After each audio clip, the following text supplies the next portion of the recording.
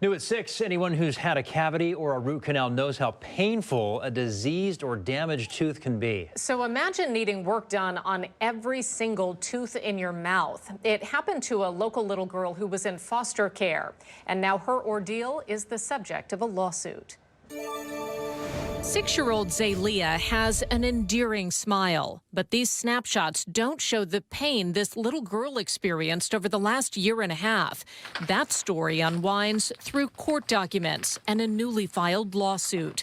Zaylia's family is suing the state of Washington and the Department of Children, Youth and Families, accusing the state of a callous indifference to her medical needs. And what happened in this case is Zaylia was brought into state custody and experienced severe medical neglect as a direct result of the decisions that the state of Washington made. According to her attorney, Zaylia went into state custody in February 2020 because of suspected neglect at home.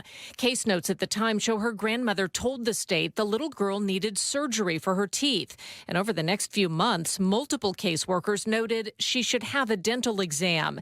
At the same time, the lawsuit claims Zaylia was complaining of pain.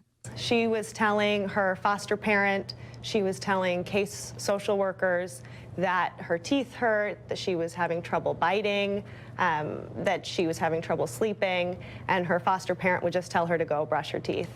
Children, Youth and Family Services turned down our request for an interview, saying it can't comment on pending litigation. But in case notes, a state worker says Zaylia is due for a dental appointment, but these must be postponed due to COVID-19. That was in April of 2020, after Governor Inslee issued a proclamation restricting non-urgent medical procedures. And of course, many people's elective procedures were delayed because of COVID-19, but emergency health needs were always permitted to go forward. Zaylia was returned to her grandmother's care in August 2020 and finally went to the dentist. This tooth was extracted.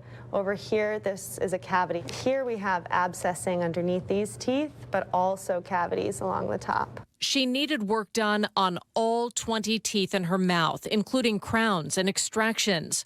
The long surgery is now behind her, but Zaylia's family is asking for damages, accusing the state of taking on the role of parent, but instead of protecting her, showing profound negligence. Going to do when these people do not want to move into those places. New at 11, more help is on the way for people living in cars and RVs on Seattle's streets, but the added investments are raising doubts among some neighbors about how much will actually change. KOMO's Joel Moreno live tonight in Seattle with the outreach expansion for people living in their vehicles. Joel? Preston, sometimes for people sleeping in an RV or a car, well, they don't always consider themselves homeless and may not be ready for an offer of shelter. Well, the City Council just approved money specifically for this group, but not everyone thinks the approach will work. The fencing around Cascade Columbia Distribution in Georgetown just went in 6 months ago. So did the security cameras. Co-owner Bob Code says it's to deal with the break-ins that began when the RVs and tents showed up in the neighborhood. But I can tell you that there's a lot more crime here now that the homeless camps are here. Complaints about RVs convinced city leaders to dedicate $1.5 million in next year's budget for new or expanded outreach programs. Most of that money will go to a safe lot program that can move about 25 RVs off of city streets and help the people living in them with housing, addiction treatment, and other services. If they want to move into those proposed areas the city is thinking about, that's great. But I have a huge suspicion they will not want to be there because I'm sure there will be rules.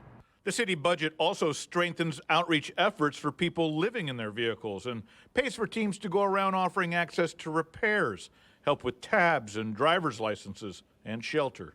Code says he's sick of the crime confronting the neighborhood and the double standard where RVs are allowed to sit for months on the street while businesses like his are expected to follow the rules. We actually have a business here. We would have a reason to park the truck there, but we've gotten tickets for parking along our own street. For the holiday season, and as COVID cases trend upward, doctors are urging those eligible to get vaccinated. The CDC releasing new safety guidelines for holiday gatherings. They say make sure you are fully vaccinated To protect those not yet eligible, like the under 5 age group, avoid crowded and poorly ventilated spaces. If you're not vaccinated, wear a mask in public indoor settings.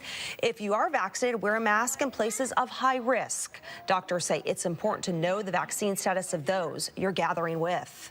Really important to have conversations ahead of time about people's vaccination status, which, might be something that you haven't had to do before a holiday gathering in the past. But it's going to be important to understand who you'll be having your dinner with. Doctors say the most important thing is to celebrate safely. For some, that could be another virtual celebration, and for others, that might mean a gathering outside.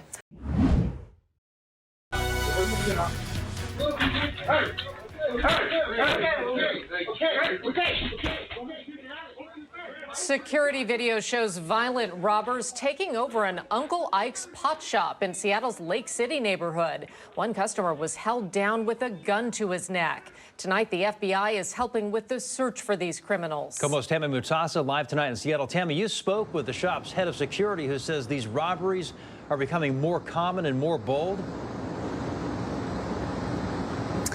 Hey, Preston, that's right. He says this is a big problem and something needs to change. He says these robbers are becoming very violent and were fast and furious and didn't care about anyone inside that shop.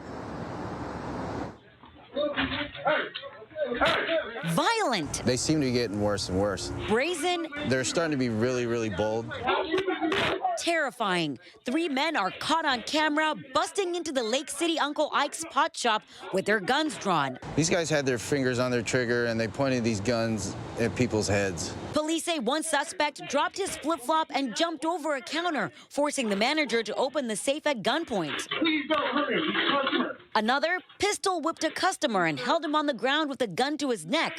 A third suspect went straight for the stash. They moved really fast and methodical. They knew exactly what they were doing. And here they're both running out now. The attacks becoming more common. According to the head of private security, Uncle Ike's was forced to hire. When you wake up in the morning, you almost are thinking, like, what pot shop got robbed? The masked men got away with $7,000 in cash and pot.